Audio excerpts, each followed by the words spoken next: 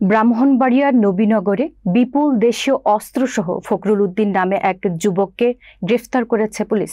শুক্রবার রাত 3:30টার দিকে শিবপুর ইউনিয়নের বাঘাউড়া গোলাম আলী মৌলভী বাড়িতে অভিযান চালিয়ে তাকে আটক করা হয়। গ্রেফতারকৃত ফখরুল উদ্দিন ওই গ্রামের আহাজ উদ্দিনের ছেলে। এ সময় তার কাছ থেকে দেশীয় তৈরি 30টি বল্লম, টেটা ও 2টি রান্দা উদ্ধার করা হয়। অভিযানে নেতৃত্ব দেন নবীনগর সার্কেলের অতিরিক্ত পুলিশ সুপার পিয়াস বাসক। এ সময় নবীনগর থানার ওসি মোহাম্মদ শাহিনুর ইসলাম, এসআই শাহ আলম ও এসআই মোহাম্মদ আজাদ হোসেন সহ পুলিশ সদস্যরা উপস্থিত ছিলেন। নবীনগর থানার ওসি শাহিনুর ইসলাম জানান, গোপন সংবাদের ভিত্তিতে এ অভিযান পরিচালনা করা হয়। অস্ত্র উদ্ধার ও গ্রেফতারকৃত যুবকের বিরুদ্ধে আইনগত ব্যবস্থা প্রক্রিয়াধীন।